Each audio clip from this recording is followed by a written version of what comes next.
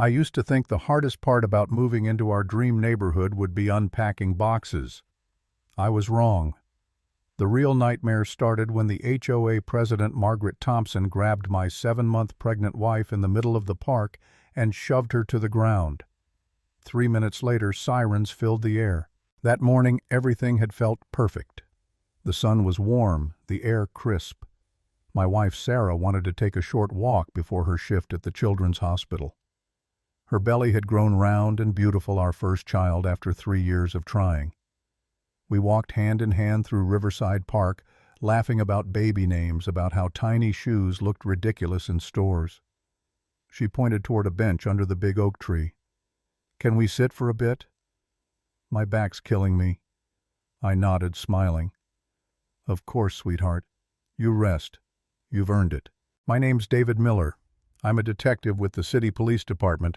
We'd moved to Willowbrook 6 months earlier, hoping for peace-friendly neighbors, maybe a barbecue or two. Instead, we got Margaret. Everyone in the neighborhood knew her. Short gray hair, stiff smile, a clipboard practically welded to her hand. She'd been HOA president for 8 years and acted like it made her royalty. People whispered Karen behind her back, but no one dared say it out loud. She fined people for weeds, yelled at kids for laughing too loud, even measured lawns with a ruler. That morning I saw her across the park. Yellow safety vest, HOA logo across the front, eyes locked on us like a hawk spotting prey. At first I tried to give her the benefit of the doubt.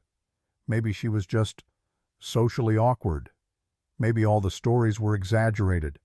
God, I was naive. She marched straight toward me. "Excuse me," she snapped.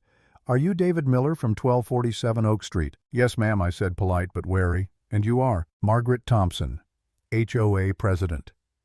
She puffed her chest like she'd just announced she was the governor. "I need to discuss multiple violations." "Violations?" I blinked. "Of what?" She flipped her clipboard open. "Your grass is 2 inches too high. Your mailbox paint is chipping. Your wife hangs laundry outside. And your car was parked facing the wrong direction on Tuesday." I laughed a little, thinking she was joking. She wasn't. "Ma'am, we just moved in. We're still learning the rules. Can you give us a little time?" "Time," she barked. "I've been watching your house for weeks. You people think you can move here and do whatever you want." "You people," I repeated, my patience cracking. Her jaw tightened. "Young couples with babies turning this neighborhood into a daycare. Noise, clutter, chaos. We built this community for peace." "Ma'am, we don't even have our baby yet." "We're quiet, respectful. I'm a police detective. My wife's a nurse." "Oh, a detective," she said with a mocking laugh. "That explains the attitude." Before I could answer, Sarah came walking back from the restroom, one hand on her belly, the other rubbing her back. She looked tired but peaceful until Margaret's eyes found her. The older woman's lip curled. "And there's your wife about to pop out more noisemakers." "That's enough," I said firmly. But she wasn't done. Margaret stormed toward Sarah.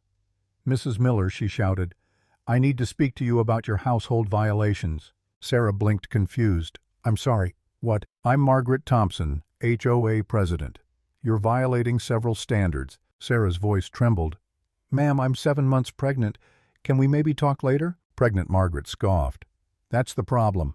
You young women think pregnancy gives you a free pass to break the rules." That's when I stepped between them.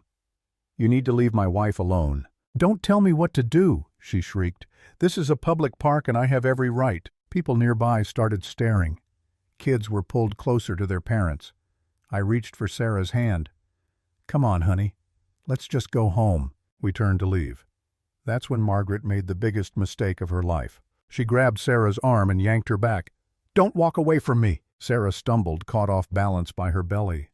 "Let go," she cried, voice breaking.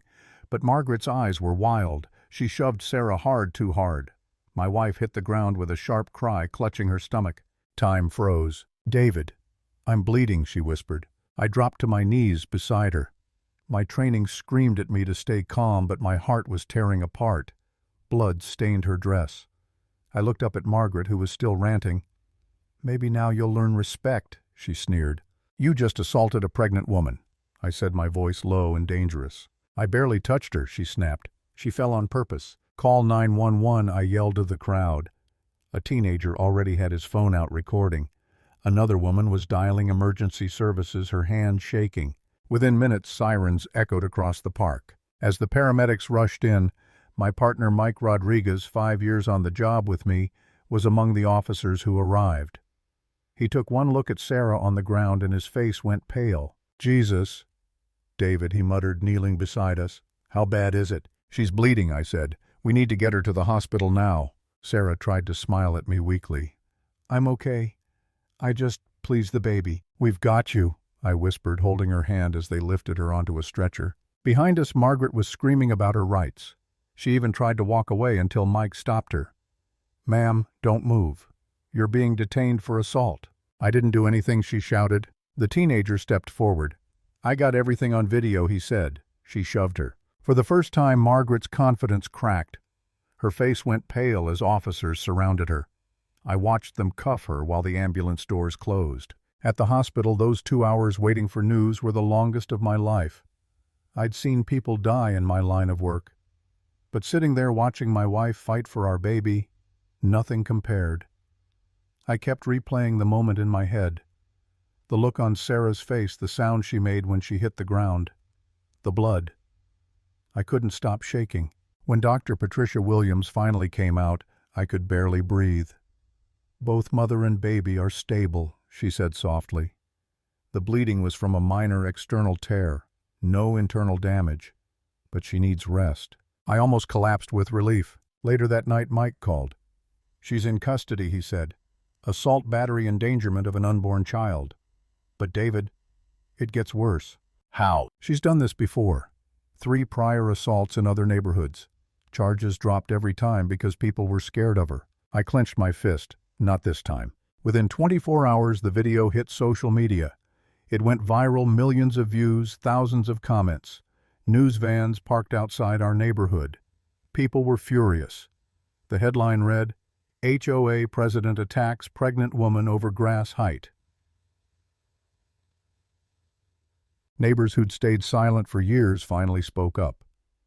Mrs. Chin, an elderly widow, admitted Margaret fined her $500 for planting pink flowers instead of white. Mr. Jackson, a retired veteran, said she called the police because he parked 1 extra car in his driveway. One family had been forced to remove a wheelchair ramp for their disabled son. Margaret called it an eyesore. The world finally saw what she really was. But even then, there was a part of me that felt empty. I'd spent my life protecting people from monsters like her. Yet when it was my own wife, my own child, I couldn't stop it. That night I sat beside Sarah's hospital bed, holding her hand. She was sleeping peacefully, her belly rising and falling. I whispered, "I should have stopped her sooner. I should have seen it coming." For a second I actually wondered if Margaret had been right, if maybe I'd failed as a husband, as a cop. The guilt ate at me until Sarah opened her eyes and said softly, "You didn't fail me. You saved us." That was the moment I stopped feeling helpless. I wasn't going to let fear or guilt win. Margaret had bullied people for years, but this time she'd picked the wrong family. 3 months later, the trial began. Sarah insisted on testifying even though she was 8.5 months pregnant. The courtroom was packed, neighbors, reporters, people from all over the city who'd followed the story. Margaret sat at the defense table, her usual scowl replaced by nervous twitching. Her lawyer tried to paint her as a dedicated community leader who made a mistake. When it was Sarah's turn, she walked slowly to the stand, one hand resting on her stomach. The room went silent. "My name is Sarah Miller," she said clearly. 3 months ago, Margaret Thompson attacked me in a public park because my husband and I didn't cut our grass short enough. Murmurs filled the courtroom. Sarah continued steady and calm. "I was 7 months pregnant. I had done nothing wrong except exist in a space she thought she controlled. For 2 hours in the hospital, I didn't know if my baby was alive." Her voice wavered. "We'd been trying for 3 years, and one woman's anger almost took that away." She paused, looked straight at Margaret. "This isn't just about me.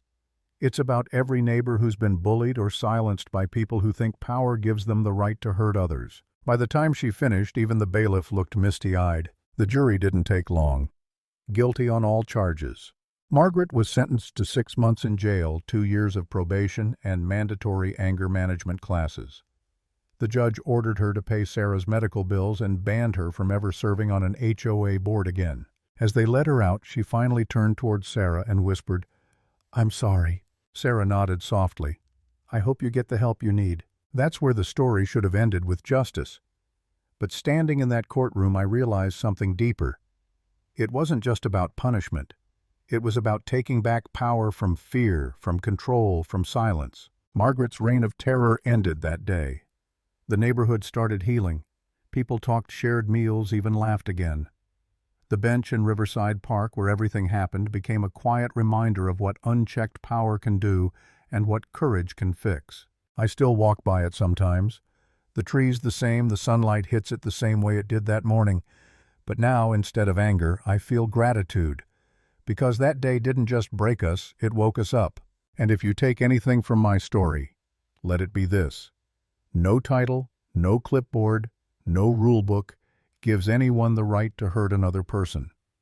Power doesn't make you right. Character does.